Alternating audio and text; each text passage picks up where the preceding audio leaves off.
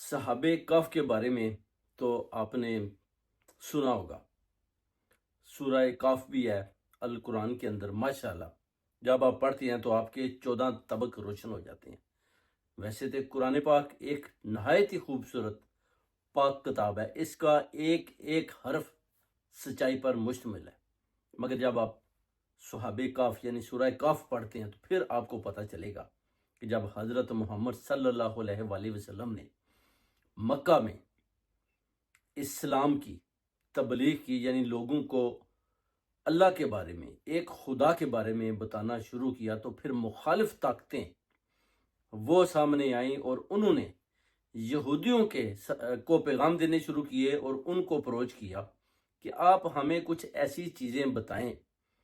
کہ ہم حضرت محمد صلی اللہ علیہ وآلہ وسلم کے سامنے رکھیں، ان سے پوچھیں۔ تو اس دور میں آپ دیکھیں پھر اصحاب کہف کا جو ذکر ہوتا ہے کہ کیسے وہ اصحاب کہف کو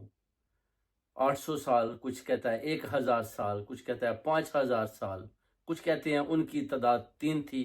کچھ کہتے ہیں 5 تھی، کچھ کہتے ہیں 7 تھی، اور ایک کتا بھی تھا، مگر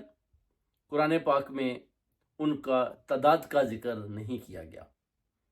اور کتے کا بھی بتایا گیا کہ وہ بھی جنت میں جائے گا، مگر وہ کسی اور شکل میں اس کو اللہ تعالیٰ کی ذات بھیجے گی۔ تو یہ صحابہ کہف کیسے اور کتنی دیر تک اس غار کے اندر سوئے رہے، یہ ایک بہت بڑا معجزہ ہے، اس کا بھی میں نیکسٹ ولاگ میں آپ کو بتاؤں گا۔